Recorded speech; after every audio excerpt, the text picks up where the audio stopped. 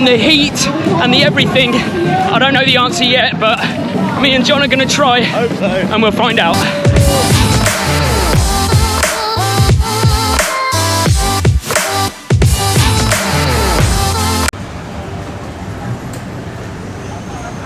That's pretty much the start line, somewhere over there. So what you're looking at is the Bangkok skyline with the Grand Palace in the background, and that's where we're starting the marathon. And what I thought might be, let's call it, I don't know if I would call it a fun way of doing this, but what I thought would be an enjoyable way of doing this is me telling you how I'm going to approach this marathon exactly section for section. I usually break my marathons down into 5 to 6 parts, and I'm going to tell you what I expect to happen in each part of that race, where I expect to be at what distance in terms of time, and we'll see if it comes to pass or whether I fall apart or have a better race than I thought. But before we get into predictions, let's just touch on the for and against my chances. For is that I've run a 2:55 marathon before back in 2019 at London, so I knew what to expect.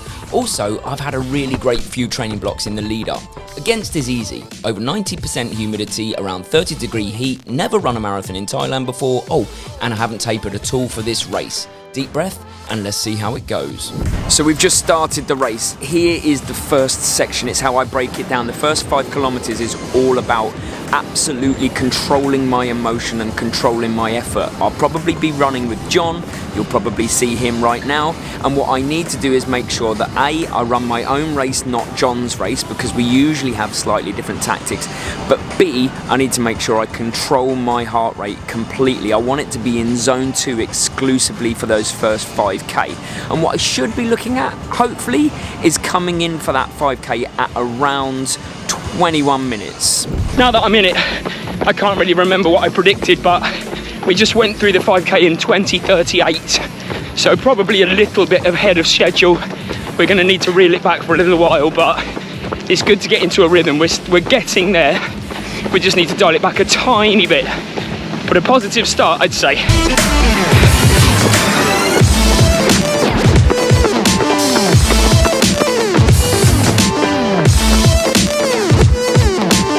Now, I can't stress this enough to all of the people that I coach. I stress it to Mary, I stress it to myself, that a marathon is really the last 10 kilometers of the race. Everything else up to that point I would class a warm-up or prep. That's how I approach it in my head.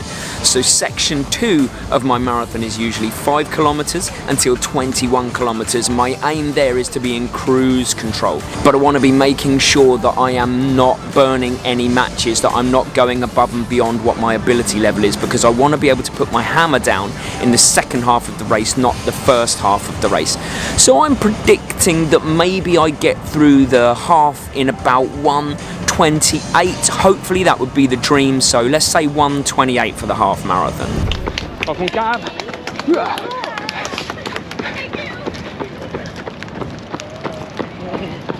Oh. All right, that was a 41:29 10K.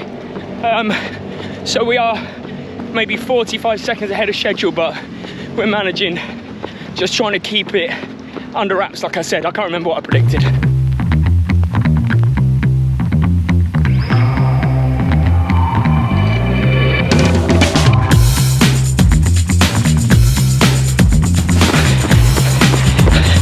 $15K in 102, and then 16K in 106, which is a 10 miles for all of you weirdos that love miles. Just seen the leaders go past me the other way, so I don't know how far we have to run this way, but ticking along all right. Talking to the camera, spiking my heart rate every time, so I'm gonna have to put it away for now.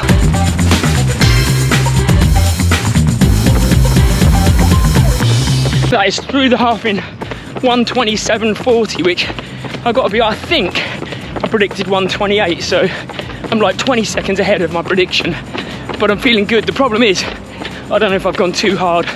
I feel really good, but like I said before, the marathon really starts at 32K. Time's gonna tell.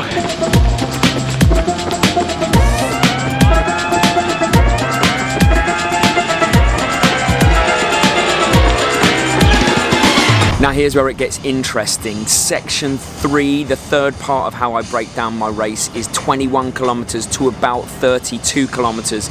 It's my testing period. But essentially what I'm doing here is I'm seeing what my body can do, how it reacts if I increase the speed just a little bit. Can I play around? What happens to my heart rate? Does it still stay controlled? Have I got enough in the tank to start going up a little bit through the levels with a view to section 4? So I'm thinking at around 30 kilometers, I want to be about 206 come 30 kilometers and maybe about 214 come 32, around that mark. It's getting quite lonely out here, but through 25 in 144, on pace still, but starting to hurt a bit more.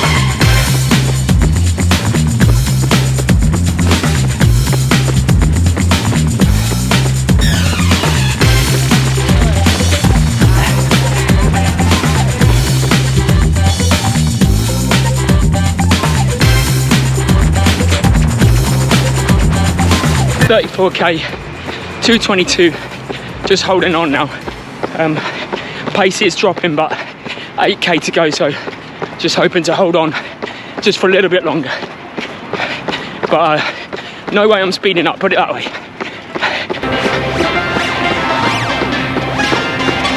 And this is it, the most exciting bit, really where the marathon starts. This is my favourite bit. It's section 4, it's 32 kilometres to 40 kilometres. If I've got anything left in the tank, usually by this point I know. I think I would like to come in at around 2:47 for the 40 kilometres, somewhere in that region. That would give me a buffer. That would give me about 8 minutes to get 2:55, maybe a few more minutes depending on how I'm feeling. But that would be the aim around now.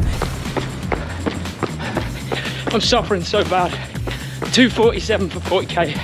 So this is, well, I say empty the tank. It's actually just hold on.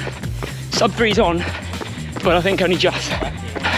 I'm looking at maybe 2:57, but I will take it because I'm in a world of hell right now. Okay, section 5, last 2 kilometers. There are no rules for this other than empty the tank, leave nothing out there on the course. And if I think that the sub 3 is on, you better believe that I'm definitely going to be going for this, and I'm going to be going for it hard with everything I have.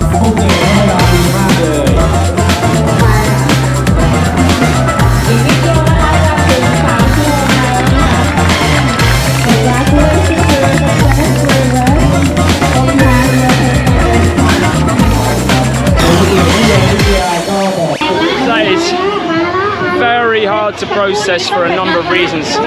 First thing is 2:57, I'd take that all day long. But I don't know what happened to Mary, that's my main worry. I'm going to check my phone now. But as for me, I made it, but that was not pretty and it hurt so much.